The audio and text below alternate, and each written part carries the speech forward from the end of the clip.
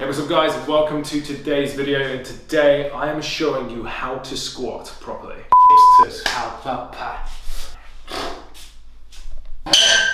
Sorry. Yep. My hair is just mental.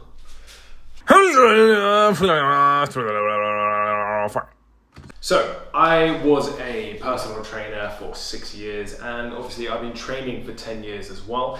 And the reason why I wanted to do this video is because I have seen multiple people in the gym going under the bar and squatting with terrible form, leading to an inevitable injury. The most common mistake is not driving through your heels, basically losing all mobility as you go down. So I've seen a lot of people squat with their knees coming too forward, knees flailing in, putting too much pressure on your toes. One of the most important and key features to do is to stick your bum out. So what most people do when they go into a squat and when they don't know how to do it properly is they just fall down, as in they come like this and they end up doing some weird Michael Jackson pose and they fall over. I've seen this multiple times with my clients. I tell them to go through bodyweight movements just to master them before they get under the weights, and that's the most common trait, is they just drop down. Where the most important thing is, and this is the thing I want you to take away from this video, if you only take away one thing, is to stick the bum out, okay? As soon as you stick the bum out, the bar path, your body path, you're able to come down. This is the motion that you want to be doing. I always say, imagine there's a little chair behind you. You're sitting back down on it, but your chest is forward. You're sitting back down, and then you're coming up. You don't want to be coming forward. You don't want to keep your body up straight. You want to arch your shoulders back, chest up, bum out, down. You want to master that before you move on to any sort of weight. So once you have that down, remember, bum out, coming down, making sure the knees don't go over your toes, coming to parallel or just below, you're driving up. This is the motion you want to be doing. Remember, sticking your bum out, shoulders back, chest up. You don't want to be coming too far down or too high up, in the middle, making sure your shoulders, hips, and feet are all aligned. There, you're ready to go onto the bar. So transferring that movement underneath the bar sometimes it may be a bit difficult because you're going to have to use more core stabilizers as soon as the weight is on your back. So a few tips: always start light. Focus on form before you put any sort of weight on. I'm going to show you the best way to get underneath the bar in order your squat to be perfect. So when it comes to unracking the weight, you want to make sure that the bar is just underneath your shoulders. You don't have to tiptoe to take it off, or you don't want to have to crouch down to take it off. You want it to be an easy lift, stand up straight, and walk away or walk back. Now, the grip I would recommend is going for your regular bench press, what you would do, and then wrap round, just like so. And then you come underneath, feet nice and strong, lift up, walk forwards or backwards, and you get in position. So for a basic squat, you want your little finger on the first line of the barbell and your feet just wider than shoulder width.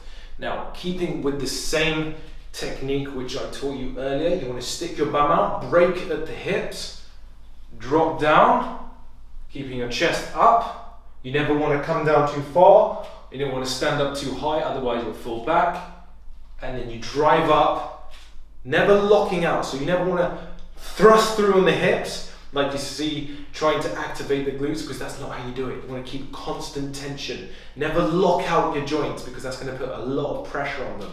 You want to keep nice and controlled, coming down, driving up, not locking out, back down, and up, making sure that you're driving through, keeping your core tight. So, for quite a few people, it might be quite difficult to get down low in a squat. So you might have very tight calves, gastrocnemius, inflexibility. So you might come down, you feel a crazy tension here and in your lower back, and you'll be like falling forward. My best tip is to raise the heels, because you always want to be driving through the heels.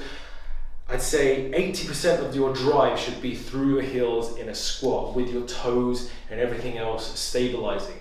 So what we want to do is we want to raise your heels. If you've got a squat platform, that's perfect, but if you haven't, some small plates will do. Just like so. 1, 2. We get that into the position and your heels are raised. Now, what this is going to enable you to do is to get down lower. You'll feel it so much easier just being able to drop, okay?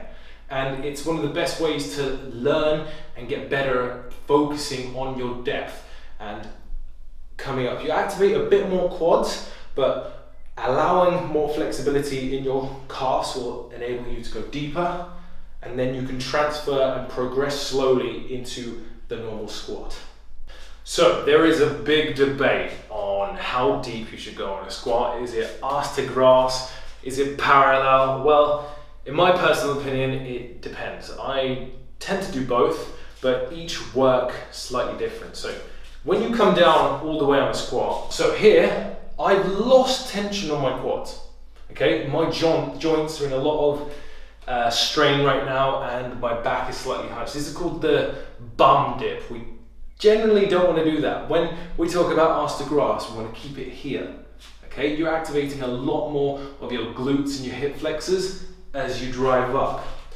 Parallel, coming to here, you're going to be keeping constant tension on your quads as you drive up. 1, 2, 3, where the others activates a bit more of your glutes and hip flexors. So answering the question, which one is better, it all depends. It all depends on what works best for you. Now, going all the way down ass to grass may work great. You may feel no pain, and it may make you feel like the strongest ox alive. But you may be on the other side, you may feel pain, and it may put unnecessary stress on your joints. That's when you should go to more parallel, focusing on tension and controlling the movement and activating your muscles, because as soon as the pain becomes not muscular, you should kind of adapt and change the movements for your benefit.